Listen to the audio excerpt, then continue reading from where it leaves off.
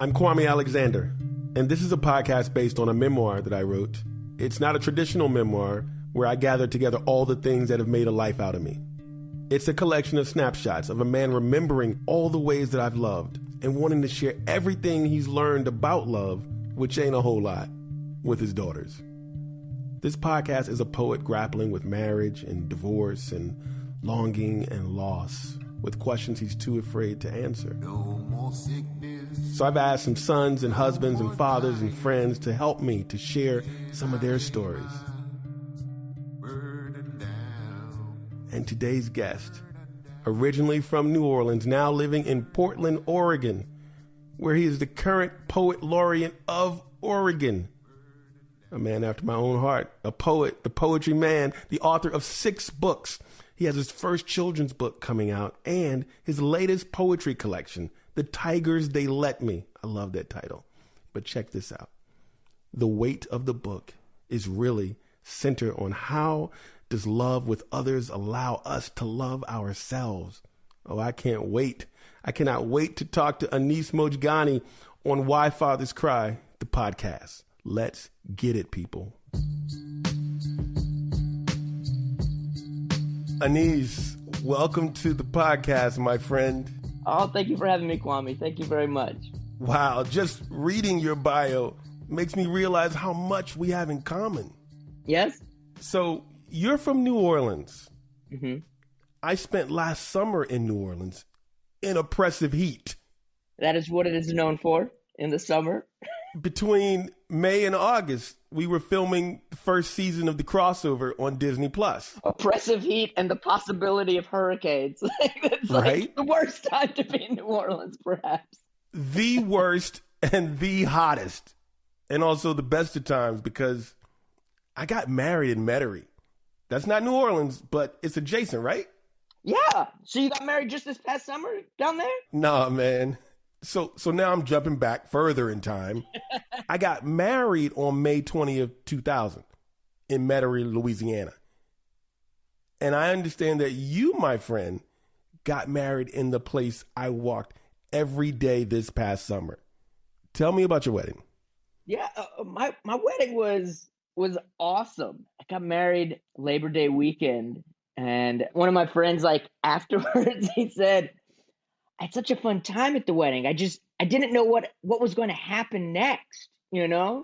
What do you mean? Because it's we had a few friends who are poets share work, and these are poets who are not always necessarily the most stereotypical and traditional ones. So it was just a joy to hear them. Okay. And then my friend Derek, who is just a very wild, funny, beautiful souled poet of a human being, officiated, and our rings were inside of a piñata that we couldn't get over the branch. So Derek just had to hold out at arm's length while we took swings with an official Mexican piñata stick.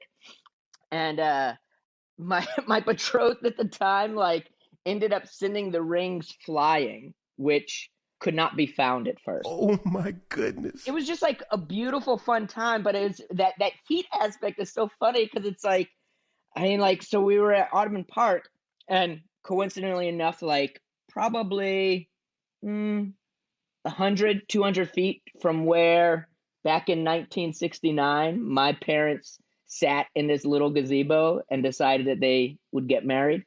So it's just funny, but it was so hot that day. And my friends were all oh, I can't wait. Once this is over, we can go to the reception. We'll finally get cool. They get to the reception, and it's also outside, in the backyard of a friend's house. And Derek, he just was walking down the streets of New Orleans shirtless because it was just too hot, you know? Wow. Yeah. So I applaud you for getting to spend 4 months in New Orleans summer heat. That's a brave soul you are. Man, your wedding sounds like just a story of a lifetime. So was it on the golf course? Was it near the pond? I mean, where was it? It wasn't anything particularly special in itself. It's just sort of a big patch of grass with a circular walkway around it. Oh, yeah. And like when I was younger, I believe that was part of like the waterway that's in Audubon Park. And it ends at, there was like this little bridge with this like fake rock waterfall when I was a kid. And at some point, like they grassed over that part of the waterway. Okay. So like it used to just be like a place that we used to go as kids all the time. Like we loved going there. It had just like this like little stone bridge and waterfall, like very much like out of a storybook. And so it's like for me, it had the shadow of a lot of relation to my childhood. But it's just like a very simple, beautiful, not very like vocal in its presence field of grass. And but it was nice, you know, it's like we got wed and then like for whatever reason took a victory lap around this walkway. So yeah, it was just a good time. It was a good time and great eats afterwards, you know. Just a beautiful day. So look, this is like a romantic's dream come true to have this kind of wedding. And so, you know, I often tell my friends and people, random people, I'll say it randomly, I am in love with love. Mm-hmm. I am a lover of love. At heart, I am a romantic, and it sounds to me, Anis, like you are the same. Very much so. Tell me about that. You know, I'm a person, I think, that yearns for love, not even so much that like I yearn for love towards me, but I yearn for love to exist. I yearn for those who want love to be loved, and I include myself in that. And so it's like I think I've always carried like a romanticism in me, while at the same time like really not knowing what to do with that and how to be with that. Because at the same time, like, you know, it's like to reference the famed Groucho Marx quote about like not wanting to be a member of any club that would have me be a member of it, you know, like, and it's not so much like that, but there is this aspect where what is it about when love presents itself? We very often become frightened by this like engagement with intimacy, this engagement with vulnerability. And so, yes, I'm very much romantic. And also at the same time, I'm like, I don't know what to do with this thing that I want to stand next to and that I want it to stand next to me, you know? Yo, I feel that completely. And I think when I answer that question, the reason why I am a romanticist, has everything to do with my mom, who sashayed around the house listening to Nancy Wilson sing, who always seemed like she was just filled with this kind of beautiful passion and compassion that I never saw my dad reciprocate on or with. Now, that doesn't mean he didn't, because I wasn't privy to all that stuff. I just saw what happened out in public. Yes. And I never got to see them hold hands. Mm-hmm. And so I haven't necessarily known what to do with that passion, but I tried to just be in it, live in that moment. And, you know, I've been overly compensating for it in so many ways. And so I wonder, where do you think where did that passion, that romantic nature come from? I mean, I do think that there's aspects that, you know, come from my parents and my mom particularly. And, you know, I mean, I think like, you know, that there's so much truth in the psychological philosophies that deal with our primary and first impressions of relationships. You're getting deep on me now. Hold up. Let me say that. You're getting deep. Primaries and secondaries? Well, just like, you know, like our first impressions of what love is and what a relationship is. Mm-hmm. What love is through our mother.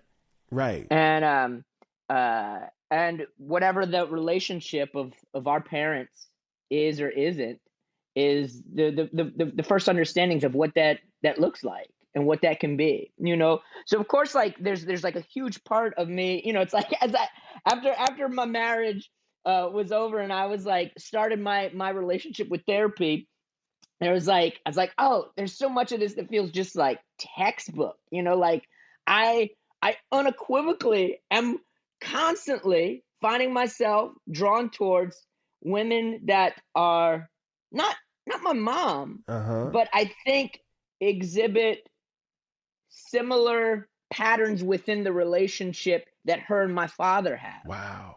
And so thus, like me seeking to mimic or shadow or better understand what my like young impressionable reality of what a relationship is, applying that to my own life and my own existence. And so because it felt very much like, oh yes, this happens continuously. And and I think a lot of that relationship then to love very much stems from these two people. But I think also, like, for whatever reason, perhaps it's because of them, I don't know, like that, the not necessarily like the stereotypical like romance of story, but definitely like the romanticism that stories carry. I mean, we grew up with stories. Like they were just like the most present thing in our household. And so, I think one can't help but be affected of wanting whatever a story might be. Absolutely. And there's like a million different stories of how love comes to us, but wanting a story connected to our love, like, so I think that's a big part also as to where my romanticism comes from. But of course, like stories, they ultimately came from my mom, so. Right. I feel you and I hear you. And I think when I date or when I'm falling in love, I am trying to give this love, this passion, reciprocate in a way that I would have wanted my mom to receive, or how I thought she should have received love. That makes complete sense. And that's also just like a beautiful thing, like what are the ways in which that we like, I think like, I was having a lot of reflections over this last year about vulnerability in my heart. And one of the things that I arrived at was that, like, I think that very often I fall in love with people that it's not even so much that like I am falling in love with this person, but the child that I was, who exists inside of me still, is drawn towards the child that I see inside of this other person. And that both those children, see in the other the thing that they needed. Oh, wow. The thing that they wanted.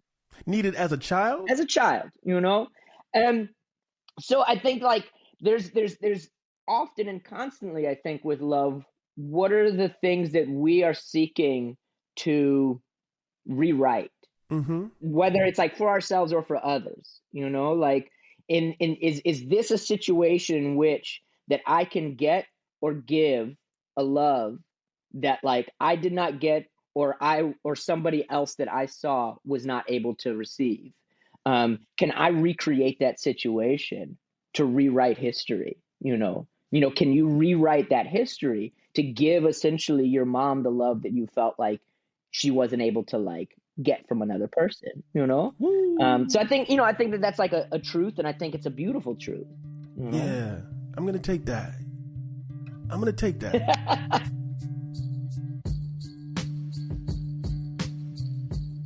We will be right back.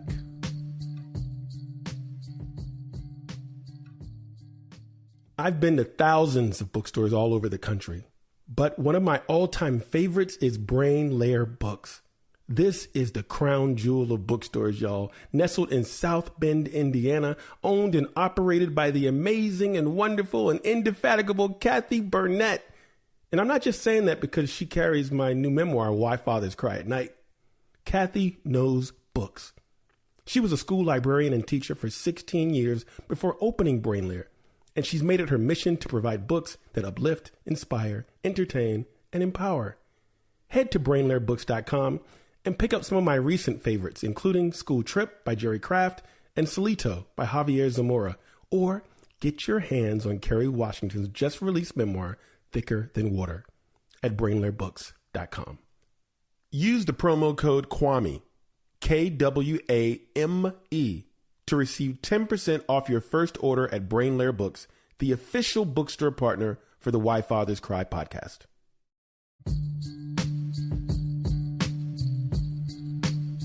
So, Anis, how did you meet your wife? What year was this? Tell me how this happened. It was 2008, probably about like 6 months after we had first met.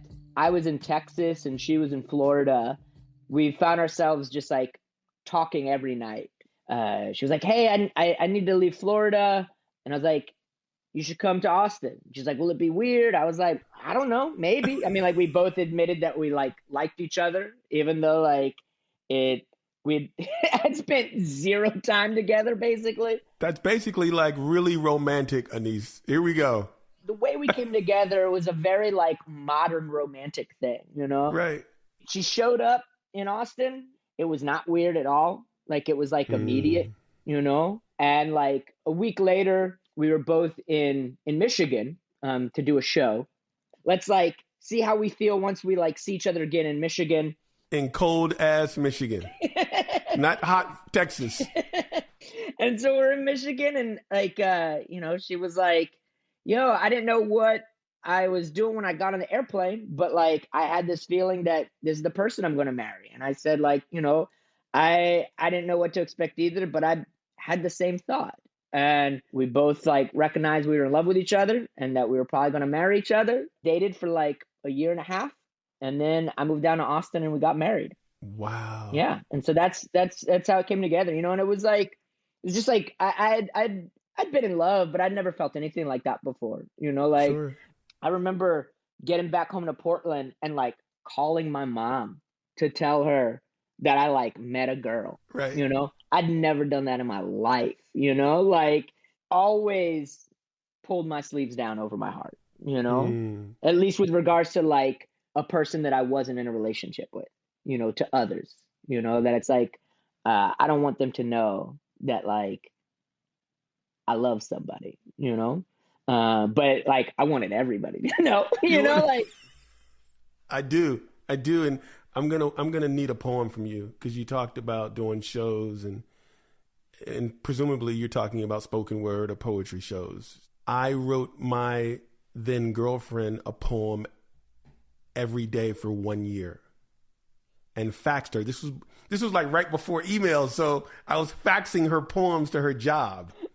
And that was sort of the way that I wooed her. And because I ain't have no money, I was a broke writer, I didn't have no car, had to walk to her house. But I wrote her a poem every day for 1 year. And to this day, I believe that was sort of the reason that she fell for me.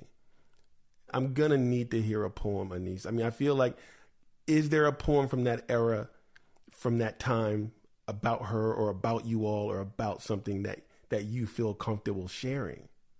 There's a poem that I came across last night that I'd forgotten about that I was like, oh, I think I actually want to put this into my book. It speaks to after. The thing about spoken word poets and performers is that you can ask us to do a poem and we don't necessarily have to pull out our phone or a book because so many of those poems are in our head because we were on stage doing this stuff at a moment's notice. That's young Anis. 45-year-old Anis has far less poems in his head. This is a newer poem. Okay. And like it speaks, I think, like both sides of that coin. Got it. Got it. It's called Snow and Cardamom. What a powerful tree it was. So green its young and becoming leaves were, and still turning greener. There were birds flying towards it. I will work to leave the tree where it was. Even if we are not there, the birds will one day arrive. It will be okay if you do not believe we planted it. I know your hands were there in the dirt with mine. It will be one day be okay that you had to leave to wash your palms. It will one day be okay you had to trade my arms for the soap. I know that you loved the warm smell of our earth. I know the bodies we are given in some parts of our life are harder to carry than in other hearts. It will be okay if I do not travel ever again through that land, where in the gray and singing wind the tree sways softly. I know it sways. I know the rain falls there. I know the sun touches the dark clouds and the seasons pass through each one of them, visiting with the tree's quiet body for a short spell of cardamom and snow. It will be okay if I never see what fruit still grows from the tree's heart. I know our trees will be here a long time, longer than you or I or any of us will be. Like the light falling from out the stars, the soil shifting through our bones, the eternal machine of night and day still turning, the cherry pits split and cracking open, bursting forth orchards into a quietless world. And amongst the noise, the sound of their fruit falling like a gift, and their shape taken over time, giving shade from the sun to any who need to sit, and in the bright light open their eyes and rest their heads.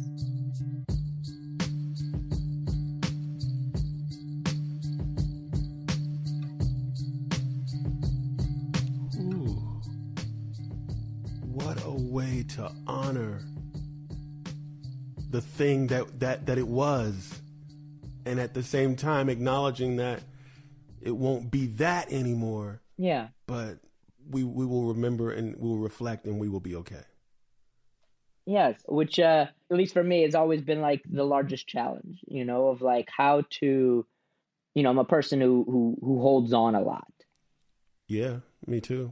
I look back a lot. Mm-hmm. Very sentimental, very nostalgic. It's a part of the romance, man. It's a part of the romantic and the It passion. is, exactly. It's both sides of it. So the challenge is always like how to keep those things when there's sometimes just sort of like a membrane of ick, Yeah. between that which was good and that which is now, and one can just learn to let go and not hold any of those things. That's tough. Which I think is good and fine. Sure. But I also am the person that I am, and I want to hold the things that were good. Like, because also it's like, what's the point of like, if every situation in which we love is another opportunity for us to grow in a greater capacity and a greater understanding of what our love is, then like, if I cast out everything that I got from that experience, then like I'm back at square one. You're back at square one with the next one, like no one wants that. I don't. After 23 years of marriage, my wife and I came to the decision, the conclusion, the realization that or I don't want to put words in her mouth. I know I came to this conclusion that while we thought we were lovers who happened to have a really strong friendship, it turned out that we were best friends who loved each other. Yeah. So loving someone and being in love and having that passion we've been talking about are two different things. It's two different things. We did a lot of wonderful things. We created a beautiful, beautiful daughter together. We built a business together. And then once all those things were done, we looked and said, well, what about us? What do we do? What happened to us? We don't. And so that's the short version. And we ended up, going down the road of divorce. This is all very, very new for me. And so I'm wondering if you're comfortable, like how long did the marriage last and whatever you want to share about it. Yeah. So we came together in 2009 and got married in 2011. And then in 2014, marriage was sort of like just not good. Mm-hmm. And then we were officially divorced in 2015, so like the marriage itself was 3-4 years. Right. And together completely for 5-6 years. It was hard, like for me, like I don't have any type of relationship with that person anymore. Oh, really? That's kind of like the larger sadness of it all, that a person that I've loved perhaps more than any other person. Mm-hmm. I think that love takes shape in so many different ways. And so, like, with regards to kind of like a romantic type of love, a partnership type of love, um, that loving that person in that way, and yet to not be able to have like any type of continuing of anything. And sometimes, even after all these years, it's sometimes like hard to talk about it. Not like as in like, oh, this is like too emotionally hard, but it's like the man, like I know, like dudes suck, like men suck. Not all of them, but like the way in which that like society shapes us and grows us and rewards us creates an improper machine Mm. when it comes to men, you know? Right. And at the same time, I will also say that like I was a really good husband and I was a really good partner. You weren't that guy.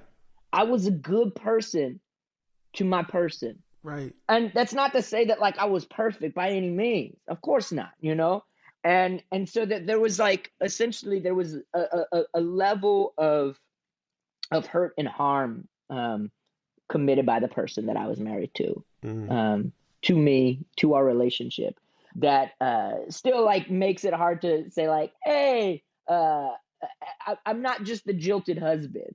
There was like a level of levels of betrayal that were just like really, really challenging. This person being someone that I loved very much.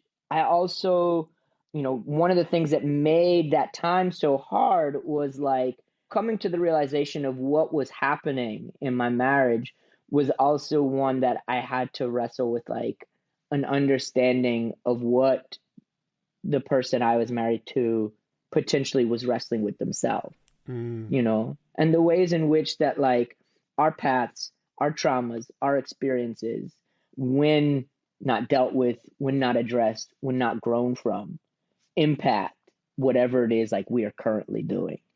And so, that was the case of trying to make sense of pain and hurt inside of me while also trying to make space for the understanding of like the pain and hurt inside of this person.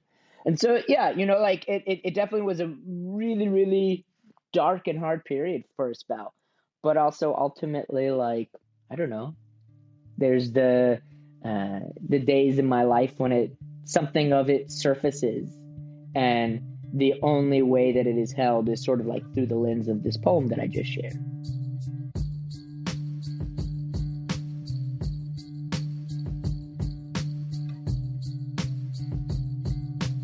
Love is hard. Love is hard. Love is hard. Hey, look, was it your decision to? It wasn't. Be able? Oh, it wasn't. Yeah, it wasn't. So you wanted to reconcile. I loved being married. I loved my wife. I loved our life. I mean, I didn't like the way that I felt. Sure. Sure. I didn't like the way that I was being treated at that juncture. But like, I also wanted to make the space for like. Because it's like whatever it is that's like happening inside of a marriage, like if there's like bad things that are happening, if two people are like poor to one another, like with most things, it's not always necessarily that the marriage is the thing that is the problem. The problem inside the marriage is symptomatic of what something else is that's happening inside a person, inside two people. Okay, got it. And so it's like I very much wanted to make the space for what is at the root of this. Whether or not we stay married or not, like what's at the root of this, and how can we like solve this? How can we fix this? How can we grow? And that's not what was wanted. Sure. But yeah, at that time it was not the thing that like that I wanted. I was like ready to just sort of like I'll go so deep into the earth to figure this out. Right. How long do we got to travel through this like dark unknowing to come out on the other side? I'm down. There's a strength and a power and a beauty in what at times we have to travel through to arrive at where we want to get to and where we're going to. And then other times, like that journey and that travel, the tribulations of it are not lesser than what the end result is. It's not worth it. But at that time I was like, I'll carry whatever weight, Yeah. Well, first of all, man, I'm sorry that you had to deal with that, or that, that you went through it. I know it's life, and life is full of woe. I appreciate that, Kwame. Yeah. But I know some of the feeling, not of the specific situations you described, but just, I know the feeling. Divorce, the parting of lovers, is a kind of slow death. It is. And there's a major grief involved. And I know that. And I'm so sorry that you are experiencing that now, and that's a knowledge that Yeah. Because it's no matter what the shape of a relationship, and no matter the shape of a relationship's in, it's like you were saying, there's a sadness to a parting of lovers, Yeah. Yeah. And so, I'm sorry you're going through this. Thank you. I have decided, and we both decided, for our daughter, for the amount of time that we spent together, for the good things, for the good times, that we are going to make every attempt to remain friends. That's beautiful. That's our goal. And in each episode, I usually will share a poem at the beginning. And of course, we at the end now, and you've given us a beautiful poem. Are you going to share a piece though? I think this may be apropos to close us out. It's called Instructions for Leaving. Once the earthquake is settled, accommodate the anger. Let it move in. Fix it dinner. Then put it to bed. Part as partners in wonder. Stargazers discovering possibility. Two people who dreamed a world yesterday. Keep a room in your heart. Do not let your tomorrows explode. Pay attention to memory. Honor the naughty and the jubilant. The storm that felled you, but also the rainbow. Be neighborly. Have less thunder in your mouth. Make a joyful noise. Do not waste time as rivals, erstwhile lovers who no longer laugh. Play the new music of your life softly like a sunrise mission. Mourn the changing season. Step out into what you have lost and accomplished. Have afternoon tea and talk about it. Remind each other to leave something behind that makes you smile. Leave something behind that makes you smile. Now, go be grateful. So lovely. Thank you. Thank you, Anis. Thank you so much for sharing and being open, and just, it's good to talk to somebody who's got a similar sort of soul.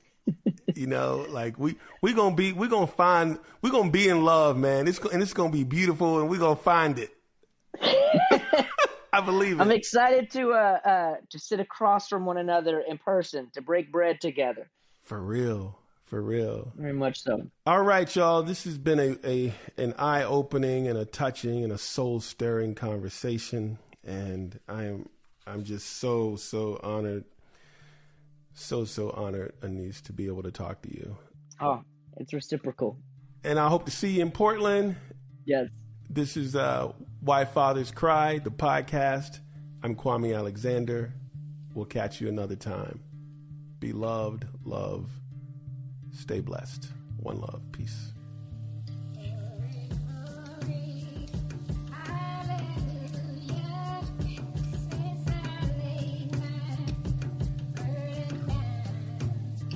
Why Fathers Cry is a Big C Entertainment production, hosted by Kwame Alexander, produced by Sarah Grace McCandless, studio audio engineering by Edgar Diaz, post-production by Jeremy Brisky at Burst Marketing, theme music, St. State Street, composed by Joshua Gabriel and Bryant Terry. Learn more at whyfatherscry.com.